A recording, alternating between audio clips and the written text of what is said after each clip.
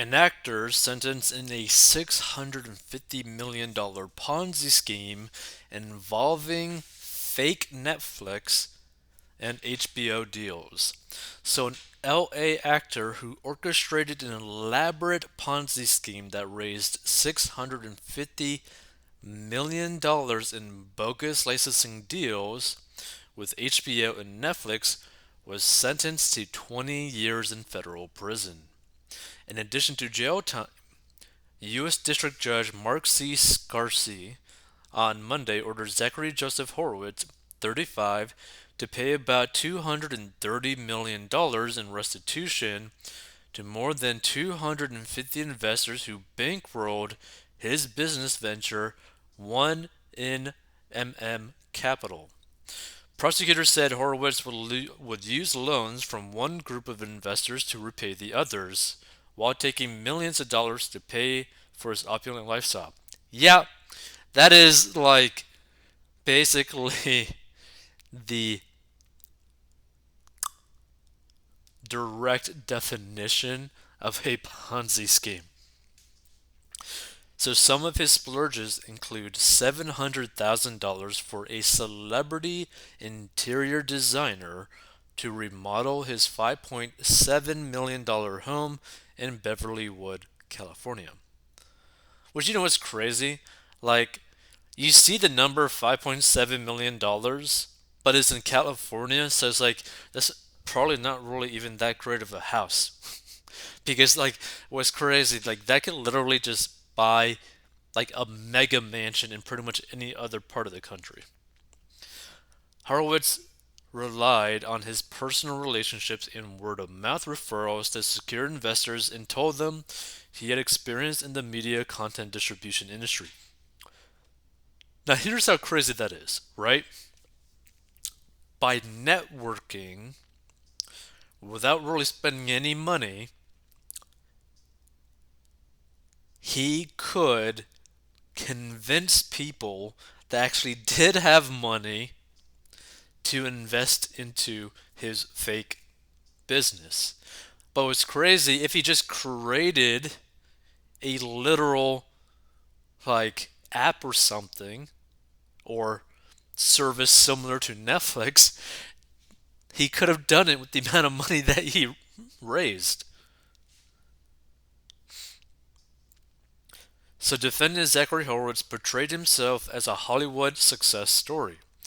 Prosecutors said in a court affidavit, he branded himself as an industry player who, through his company, leveraged his relationships with online streaming platforms like HBO and Netflix to sell them foreign film distribution rights at a steady premium.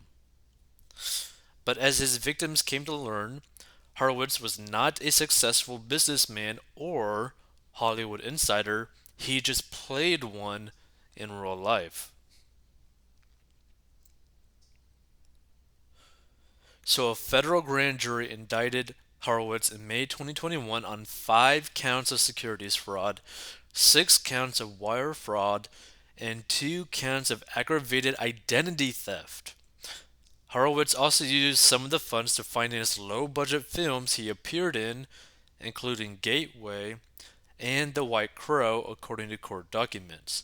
From March 2014 to about December 2019, the con man raised millions of dollars from investors and promised them he was using their money to buy licensing rights for hundreds of movies that would be resold to HBO and Netflix and other platforms abroad, primarily in Latin America, prosecutors said. Horowitz showed investors numerous fictitious documents to substantiate his claimed deals with HBO and Netflix, including numerous fake movie distribution agreements, according to the criminal complaint.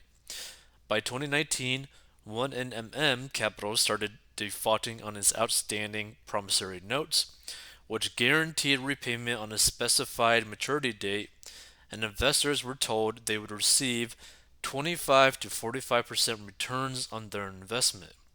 When investors began to complain, prosecutors said Horowitz used the names of actual HBO and Netflix employees to send fake emails and text messages to reassure investors that their payments would be delivered since they were on the verge of closing distribution deals. So, I mean, this is pretty crazy. And I personally don't understand why someone would go and do this, right? Because they are skilled enough, this individual is skilled enough to convince people to literally give him hundreds of millions of dollars, okay? But he's not skilled enough to actually go and do what they paid him to go and do. That doesn't make any sense to me, right? If you can literally convince people to give you this money, you should also be able to convince the companies that for like this distribution deals that he was talking about, right? Like if you're that skilled at convincing, at salesmanship, right? Wouldn't that mean you're also skilled enough to go do what you were paid to go do? Like it doesn't make any sense. But here's also another thing too, right? Anytime an individual tries to guarantee someone anything, be very wary, right? And what's crazy is like I think probably one of the biggest reasons as to why he got obviously in trouble is one, obviously he scammed them, but he literally provided fake documents, right? Which is pretty crazy. So for example, like we mentioned, okay, yeah. So this section right here, Horowitz showed investors numerous fictitious documents to substantiate his claimed deals with HBO and Netflix, including numerous fake movie distribution agreements, according to the criminal complaint. This big statement right here is probably what ended up getting him into the most trouble because he literally tricked these individuals, right?